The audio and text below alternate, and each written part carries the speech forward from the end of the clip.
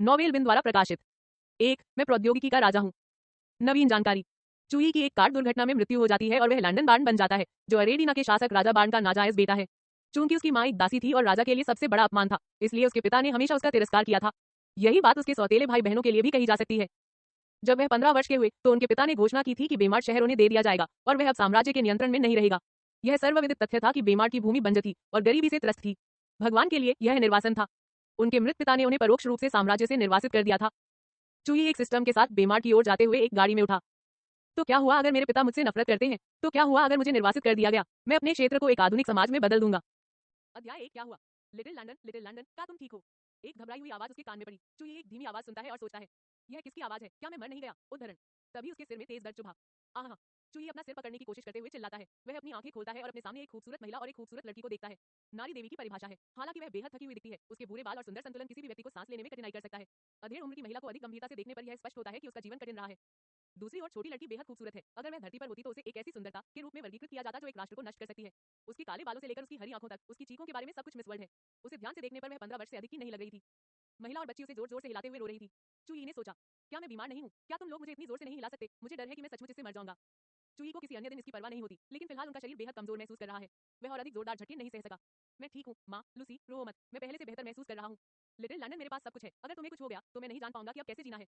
भाई लंदन, कृपया मुझे इस तरह मत डराओ। मुझे लगा कि तुम मर गए हो। तुम 2 दिनों से आराम कर रहे हो। तभी उसके पेट से आवाज हुई, ग्रेट। महिला ने गाड़ी की खिड़की से बाहर से निकालकर कहा, कृपया गाड़ी रोके। छोटे लंदन, मुझे तुम्हारे खाने के लिए कुछ बनाने दो। भाई लंदन, मैं आंटी की मदद करूंगा ताकि आप जल्दी से खाना ला सके। आप बस यहीं बैठे और आराम करें। ठीक है, उसने उत्तर दिया। जब लूसी और उसकी माँ गाड़ी से चले गए तो उसने पूरी स्थिति को समझने की कोशिश करते हुए अपनी आंखें बंद कर ली। वह पृथ्वी पर एक सफल 26 वर्षीय मैकेनिकल इंजीनियर थे। वह कुछ इलेक्ट्रिकल इंजीनियरिंग सिद्धांतों को भी जानते थे। उसे हाल ही में अपनी नौकरी में बड़ी पदोन्नति मिली थी और काम से वापस लौटते समय उसकी कार दुर्घटना हो गई।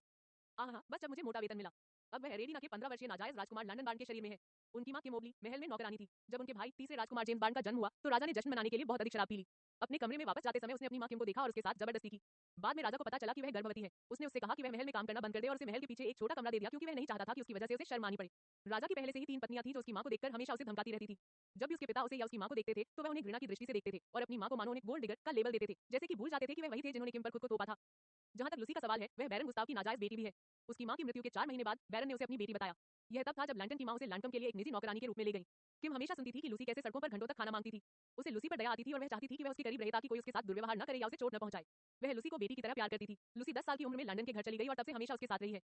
उनके पिता के उनके सहित 6 बच्चे थे, 4 लड़के और 2 लड़कियां। एली बार्न पहला राजकुमार, जिसकी पहली पत्नी से उम्र 19 वर्ष थी।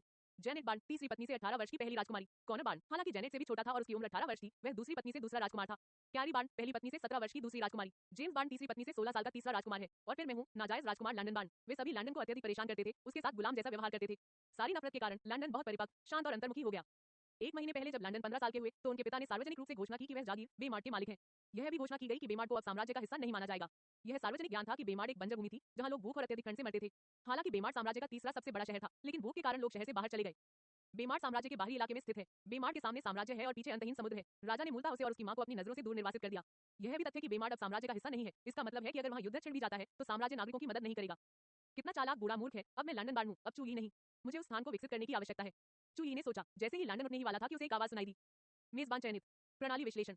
20% पूर्ण, 35% पूर्ण, 71% पूर्ण, 100% पूर्ण। लंदन हैरान था। मैंने कभी नहीं सोचा था कि पृथ्वी पर सिस्टम की ये कहानियां सच थी। अध्याय 2 तकनीकी प्रणाली। आवाज उसके सिर के अंदर से आ रही थी। यह एक बहुत ही भावहीन यांत्रिक आवाज थी। डिंग, क्या आप सिस्टम से जुड़ना चाहते हैं? बांध। डिंग, तकनीकी प्रणाली की बाइंडिंग पूरी हो चुकी है। मेजबान को इस दुनिया में उन्नत तकनीक और विकास लाने के लिए कड़ी मेहनत करनी चाहिए। एक त्वरित उत्तर। लंदन स्तब्ध था, वह अंदर से उत्साहित था। सिस्टम, तुमने मुझे क्यों चुना? पूछते समय लंदन ने उत्सुकता से अपनी आंखें झपकाई। जब मेजबान पृथ्वी पर था तो मेजबान का आईक्यू 260 था। वर्तमान में मेजबान पृथ्वी पर उपलब्ध सबसे बुद्धिमान मृत व्यक्ति था, जो सिस्टम को मेजबान के साथ जुड़ने की अनुमति देता था। मेजबान के उच्च आईक्यू स्तर के साथ सिस्टम के ज्ञान तक पहुंचना आसान हो जाएगा प्रदान करेगा। सिस्टम की न्यूनतम आईक्यू आवश्यकता 250 है। तो मैं सबसे चतुर मृत व्यक्ति था, इसका मतलब समझ आता है। वाह, रुको, क्या सिस्टम, क्या आप निश्चित हैं? मेजबान का जवाब, हाँ, पृथ्वी पर होशियार लोग हैं, लेकिन वे सभी अभी भी जीवित हैं। मेजबान की भाग्यशाली मृत्यु के कारण मेजबान अगली सबसे अच्छी चीज थी। लंदन के मुंह से लगभग खून निकलने लगा। किसके लिए भाग्यशाली? आपके लिए या मेरे लिए? वैसे भी अब इसके बारे में सोचने की कोई जरूरत नहीं है। जो हो गया सो हो गया। सिस्टम, मैं आपका उपयोग कैसे करूं? सिस्टम आपको आपके राज्य की स्थिति के आधार पर एक कार्य देगा। यदि मेजबान के पास विकास के लिए सही कच्चे माल की कमी है तो सिस्टम इसे पुरस्कार के रूप में प्रदान करेगा। एक बार कार्य पूरा हो जाने के बाद मेजबान को पुरस्कृत किया जाएगा। इसके अलावा मेजबान खरीद भी सकता है सिस्टम के बुनियादी उपकरण जो मेजबान के मिशन में सहायक होंगे। बुनियादी उपकरण खरीदे। हाँ, मेजबान इन उपकरणों को अनुभव, प्रौद्योगिकी और बोनस अंक के साथ खरीद सकता है। अनुभव अंक तब प्राप्त होते हैं जब मेजबान सिस्टम से प्राप्त ज्ञान का उपयोग बेहतर मेजबान साम्राज्य के लिए करता है। प्रौद्योगिकी अंक तब प्राप्त होते हैं जब उन्नत तकनीक बनाई जाती है, जबकि बोनस अंक तब प्राप्त होते हैं जब मेजबान नए आविष्कार करने या प्रमुख मुद्दों को हल करने के लिए अपनी बुद्धि का उपयोग करता है। सिस्टम में असीमित स्तर हैं, आप जितना ऊपर जाएंगे स्तरों को पूरा करना उतना ही कठिन होगा। लैंडन के सामने एक स्क्रीन खुली जिसमें उसे उसकी वर्तमान जानकारी दिखाई गई। ग्रेटर दान मेजबान का नाम लैंडन बार्न। ग्रेटर दान उम्र 15। ग्रेटर दान स्थिति अरेडिना का निर्वासित राजकुमार, बेमार्ड का नया राजा। ग्रेटर दान स्तर शुरुआती। ग्रेटर दान वर्तमान स्थिति बेहद कमजोर, यदि मेजबान बहुत देर तक हवा में खड़ा रहे तो मेजबान उड़ जाएगा, नोलेट विस्क के साथ जहर। लैंडन को समझ नहीं आ रहा था कि हंसे या रोए। क्या यह मेरे पिता राजा थे या मेरे सौतेले भाई बहन? धिक्कार है, मैं अभी आया हूँ और मुझे पहले से ही जहर दिया गया है। इसमें कोई आश्चर्य नहीं कि जब माँ और लूसी ने मुझे पहले हिलाया तो मुझे मरने जैसा महसूस हुआ। मैंने लगभग यही सोचा कि वे दोनों गुप्त बॉडी बिल्डर थे। यह सोचना कि राज्य छोड़ते समय मुझे जहर दिया गया था, मुझे पहले ही निर्वासित कर दिया गया था, वे मुझे ऐसा क्यों नहीं करने दे सकते थे?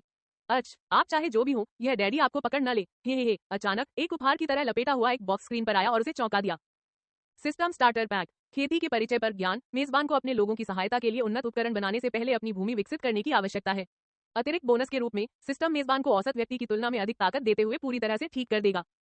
लैंडन ने पैकेज पर क्लिक किया और तुरंत महसूस किया कि उसके मस्तिष्क में ज्ञान की लहर फूट पड़ी है। साथ ही वह महसूस कर सकता था कि उसका शरीर मजबूत हो रहा है। एक बार जब वह जानकारी पचा चुका तो उसने अपनी कलाई की ओर देखा और चौंक गया। उसका हाथ, जो हाल ही में किसी भूत के शरीर जैसा दिखता था, बदलने लगा। जैसे जैसे समय बीतता गया उसका हाथ अधिक से अधिक मानवीय दिखने लगा। एक बार जब वह अपने शरीर का मूल्यांकन कर चुका तो उसने मिशन टैब को देखा। 2 मुख्य मिशन थे, उन्होंने पहला मिशन पूरा किया। मिशन, क्या आपकी भूमि वास्तव में बंजर है?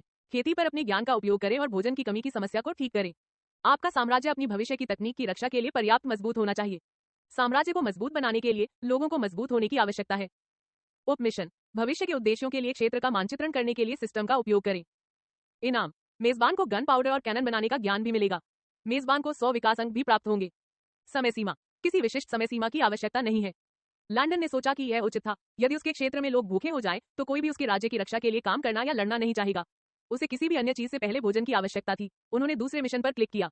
मिशन, लेवल 1 को पूरा करने के लिए पर्याप्त अंक इकट्ठा करें। आवश्यकताएं, 2000 अनुभव अंक और 10,000 प्रौद्योगिकी अंक आवश्यक। समय सीमा, किसी विशिष्ट समय सीमा की आवश्यकता नहीं है। इनाम, लेवल 2 अनलॉक। लैंडन ने कंधे उचकाए। मैं इसे वैसे भी करूंगा, इसलिए यह वास्तव में एक गंभीर मिशन नहीं है। इसके अलावा मुझे बहुत सारे अंकों की आवश्यकता होगी। मुझे स्तर तक पहुंचने से पहले कम से कम 5 मिशन या अधिक लगेंगे। सिस्टम, क्या आप मुझे वर्तमान दुनिया के बारे में बता सकते हैं? मेजबान का उत्तर देते हुए, वर्तमान विश्व को हटफिलिया कहा जाता है, जिसमें 9 महाद्वीप शामिल हैं। जिस महाद्वीप में मेजबान वर्तमान में रहता है उसे पाइनो कहा जाता है। पाइनो के 5 साम्राज्य हैं, अरेडिना, कारोना, डेफेरस, टैरिक और योर्डन। प्रत्येक साम्राज्य में कम से कम 15 प्रमुख शहर हैं और 30 छोटे शहर। मेजबान की वर्तमान जागीर को बेमार्ड कहा जाता है। यह आर्केडिना का तीसरा सबसे बड़ा शहर है। सिस्टम, मुझे बेमार्ड के साथ स्थिति बताओ, उसने उत्सुकता से पूछा। बेमार्ड 6000 वर्ग किलोमीटर में फैला है। सिस्टम ने आकलन किया है कि वर्तमान में वहां 1582 व्यक्ति रहते हैं। साम्राज्य के छोटे शहरों में कम से कम 10,000 लोग रहते हैं। मेजबान का साम्राज्य एक प्रमुख शहर के रूप में छोटा पड़ता है। मेजबान साम्राज्य वर्तमान में भी सक्षम नहीं है साम्राज्य के छोटे शहरों की आवश्यकताओं तक पहुंचने के लिए। बेमार्ड के क्षेत्र में लगभग कोई भोजन नहीं है। लोग ज्यादातर अपना भोजन मछली पकड़ने से प्राप्त करते हैं, लेकिन बेमार्ड में सर्दियां अत्यधिक ठंडी होती हैं, जिसके परिणामस्वरूप कई मौतें होती हैं। वह अपनी समग्र स्थिति से संतुष्ट थे। कम से कम अब उसके पास एक योजना थी और वह जानता था कि उसे क्या करना है। उसने गाड़ी के अंदरूनी हिस्से को और ध्यान से देखा। कोई देख सकता था कि वह घिसा पिटा था और आम लोगों द्वारा इस्तेमाल की जाने वाली गाड़ी की तरह लग रहा था, लेकिन उसे इससे कोई आपत्ति नहीं थी। लेकिन वह अब भी हैरान था कि एक पिता अपने बच्चे के साथ ऐसा व्यवहार कैसे कर सकता है। राजा उन्हें विदा करने के लिए पैसे भी खर्च नहीं करना चाहता था। कितना कंजूस आदमी है, उसने सिर हिलाते हुए सोचा। जैसे ही वह बाहर निकलकर अपनी मां को ढूंढने वाला था, लूसी अंदर आई। उसने उसकी ओर देखा और कई बार पलकें झपकाते हुए चौंक गई। भाई लैंडन फिर से अपने पुराने रूप में दिख रहे हैं, वह सचमुच खुश थी। भाई लैंडन, आप पहले से बेहतर दिख रहे हैं। क्या आप गाड़ी के अंदर खाना चाहेंगे या बाहर? उसने मुस्कुराते हुए पूछा। मैं बाहर खाना खाऊंगा। वह गाड़ी से बाहर निकला और लूसी के पीछे चला गया। अध्याय 3, वफादार अधीनस्थ। वहां जहां 10 लोगों का समूह फर्श पर बैठा है, प्रत्येक में भोजन के ढेर के आसपास कम से कम 30 लोग एकत्र थे। जैसे ही वह आगे बढ़ा, उन्होंने एक घुटने पर बैठकर उसे उचित सलामी दी। महामहिम को नमस्कार, उन्होंने मुस्कुराते हुए कहा। आप सभी को बैठ जाना चाहिए और इस तरह की औपचारिकताओं से परेशान नहीं होना चाहिए। वे लोग निश्चिंत हो गए और वापस बैठ गए। वह सिर हिलाते हुए लूसी का पीछा करता रहा। जब उसने अपनी मां को देखा तो वह उसकी ओर बढ़ा और उसके पास बैठ गया। उसने उसे और अधिक गंभीरता से देखा, उसे बाएं से दाएं और दाएं से बाएं घुमाया।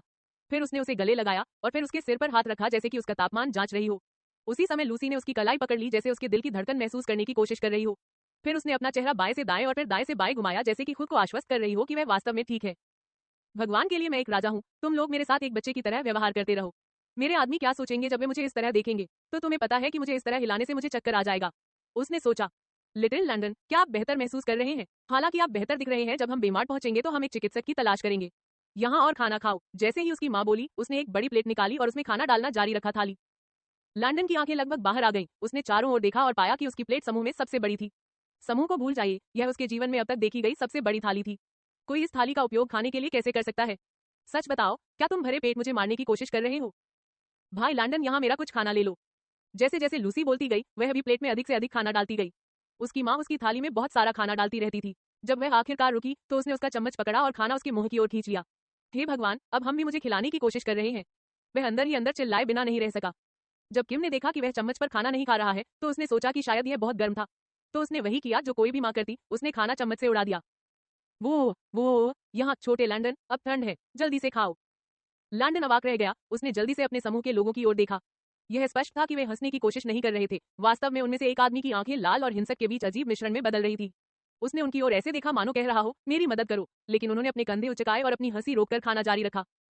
क्या माँ बनने का एहसास ऐसा ही होता है? बहुत अच्छा लगता है। ठीक है, अब मैं तुम्हें खाना खिलाने की इजाजत देती हूँ, लेकिन यह आखिरी बार है। आखिरकार मुझे माना जाता है एक बीमार आदमी के रूप में, तो यह उतना अजीब नहीं है। ठीक है, वह सोचने से खुद को नहीं रोक सका। अपने पिछले जन्म में वह एक अनाथ था, जिसे कभी माता पिता का प्यार नहीं मिला। लेकिन इस जीवन में, हालांकि उसके पास एक कमीने पिता है, उसकी माँ एक देवदूत है। वह ऐसे लोगों से भी घिरा हुआ है जो वास्तव में उसकी परवाह करते हैं। लूसी को देखते हुए उसे अचानक लगा कि उसका दिल तेजी से धड़कने लगा है। वह सबसे खूबसूरत लड़की थी जिसे उसने कभी देखा था, और इस तथ्य के साथ कि वह अपना समय बूढ़े लंदन की देखभाल में बिताती थी। जब भी उसे धमकाया जाता था तो वह हमेशा उसके साथ खड़ी रहती थी। वह वफादार, देखभाल करने वाली और कुछ हद तक मजबूत थी। उसने गुप्त रूप से कसम खाई कि वह अब से उसकी देखभाल करेगा और उसकी रक्षा करेगा। हालांकि उसकी माँ और लूसी ने उसे छू लिया था, वह यह सोचने से खुद को नहीं रोक सका, क्या मैं तुम महिलाओं को सुअर के बच्चे की तरह दिखता हूँ? मेरी थाली में जो कुछ है उसे 3 बड़े आदमी खा सकते हैं और फिर भी कुछ बच जाता है। क्या यह बहुत ज्यादा नहीं है? हालांकि उसने ऐसा सोचा था, लेकिन लूसी और उसकी माँ के उत्साहजनक चेहरों को देखकर उसने सब कुछ खाने का फैसला किया। मुझे लगता है कि यही वह दिन है जब मैं अधिक खाने से मर जाऊंगा। जब लंदन और उसकी माँ ने राजधानी छोड़ दी थी, तो उन्हें केवल 330 शूरवीर दिए गए थे। अधिकांश बैरन और ड्यूक की देखरेख में कम से कम 3000 शूरवीर थे। जब उसके भाई सभी 15 वर्ष के थे, तो उन्हें शासन करने के लिए समृद्ध शहर दिए गए, जिनके अधीन कम से कम 10,000 शूरवीर थे। यहाँ तक कि उसकी बहनों को भी उससे अधिक शूरवीर दिए गए। हालांकि उनकी बहनों को शासन करने के लिए शहर नहीं बल्कि राजधानी में हवेलियां दी गई थी, फिर भी उन्हें उनके शासन और आदेश के तहत 3,000 शूरवीर दिए गए थे। उसके बाद आने वाले शूरवीरों को या तो साम्राज्य द्वारा नाइटहुड के लिए सबसे खराब प्रतिभा वाला माना जाता था, उनके पास उचित प्रशिक्षण का अभाव था, या उन्हें राजा के लिए उपद्रवी के रूप में देखा जाता था। कुल मिलाकर ये शूरवीर वास्तव में अच्छे लोग थे जिन्हें साम्राज्य में लोगों द्वारा धमकाया जाता था।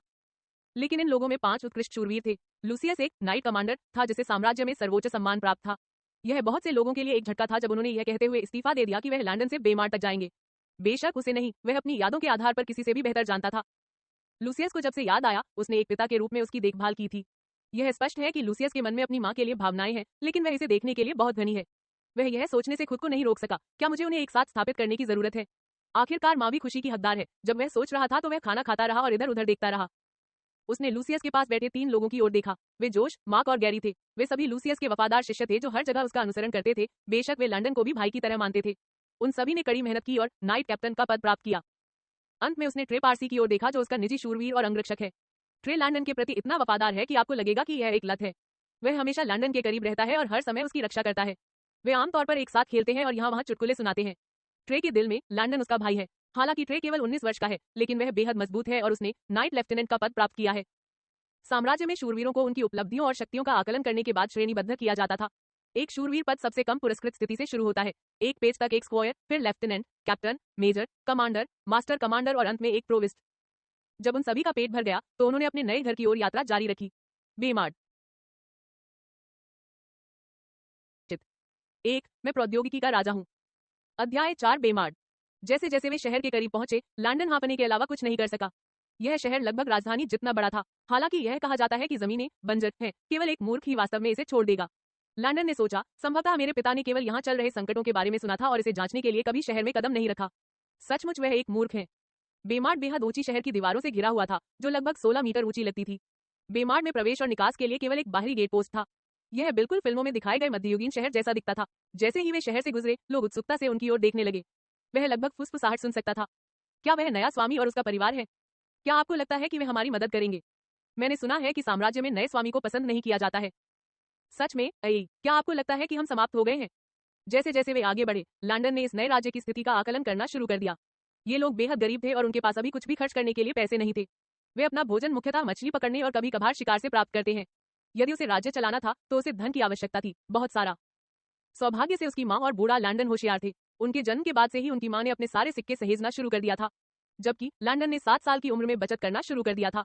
रॉयल प्रिंस को 7 साल की उम्र में मासिक भत्ते मिलने शुरू हो गए थे, क्योंकि तभी वे पेज के रूप में अपना नाइटहुड प्रशिक्षण शुरू करते थे।